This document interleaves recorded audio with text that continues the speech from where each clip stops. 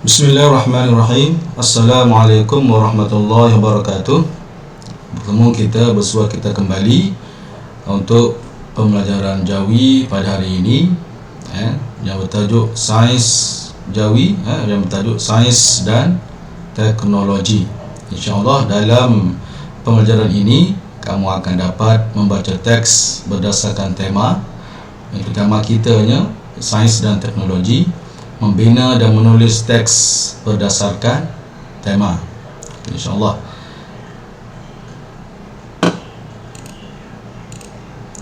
Okey, ini Ustaz ada paparkan Jawi kita, iaitu yang bertajuk Forensik di Malaysia. Forensik di Malaysia. Okay, sebelum itu Ustaz minta kamu baca dengan Ustaz teks ini.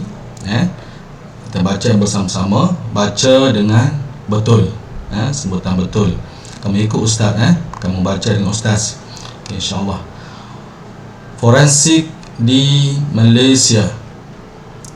Forensik merupakan satu bidang kerjaya yang terdapat di Malaysia. Unit ini membantu pihak berkuasa menyelesaikan isu jenayah yang berlaku di negara ini. Mereka perlu mengenal pasti dan menganalisis bahan bukti yang diperoleh di tempat kejadian sebelum menthabitkan kesalahan jenayah terhadap individu yang terlibat dalam kes tersebut. Okey, warna hijau pula perenggan yang kedua itu. Okey, kita mula. Terdapat beberapa jabatan yang terlibat dengan bidang forensik di Malaysia. Antaranya Kementerian Kesihatan, Polis Diraja Malaysia, serta Jabatan Bomba dan Penyelamat. Antara bidang forensik pula ialah perubatan forensik, sains forensik, ni bidang forensik. Pertama, perubatan forensik, sains forensik, radiologi forensik, klinikal forensik, dan histologi forensik. Histologi forensik.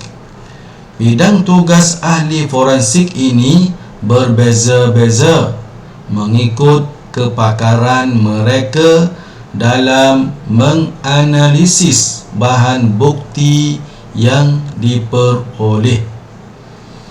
Okey, muka surat sebelah.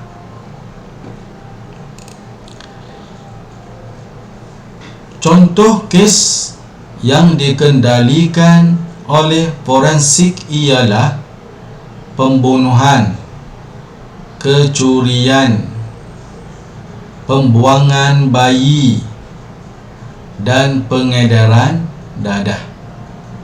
Kes ini akan disiasat menggunakan bahan yang terhasil yang menggunakan bahan bukti forensik yang ditemui pada badan manusia.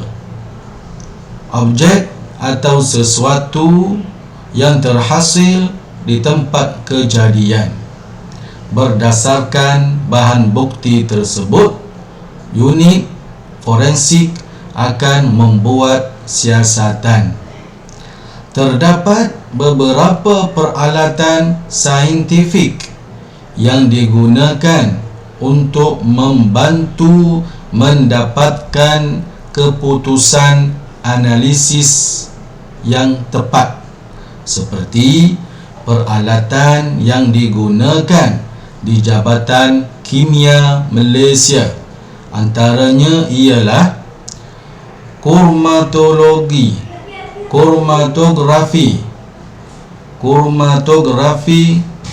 kes dengan mass selective detectors genetic analysis, genetic analysis, genetic analyzer, genetic analyzer melalui pelbagai proses siasatan yang dijalankan. Unit forensik dapat mengesan dan mengenal pasti individu yang terbabit dengan kesalahan jenayah. Jabatan forensik di Malaysia memainkan peranan penting dalam usaha membantu pihak berkuasa menangani, menyelesaikan dan mengurangkan kes jenayah. Secara tidak langsung, mereka turut membantu meningkatkan keharmonian dan kestabilan negara agar masyarakat hidup aman dan sejahtera. Wallahu a'lam. Kalau kamu belum lagi menguasai bacaan ini, kamu boleh berulang mendengar dan memerhatikan, mengikut bacaan ustaz. Kamu tengok buku, lihat buku, buka muka surat buku, kamu buka buku pendidikan Islam dalam bab Jawi, iaitu sains dan teknologi. Okey, di sini kamu dah sudah maklum, kamu dah lihat, kamu dah baca dengan ustaz, dan kamu dah lihat di bawah perkataan, ada perkataan dalam teks ini ustaz gariskan dengan warna merah.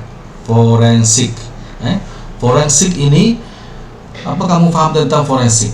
Forensik ini satu bidang sains. Sains forensik ini merupakan satu bidang sains yang menjalankan kajian ke atas penyiasatan jenayah dengan menggunakan ilmu sains seperti kimia, biologi, fizik, dan forensik ini juga meluas siasatannya dalam bidang sains sosial, seperti dalam penyiasatan perakaunan, ekonomi dan lain-lain.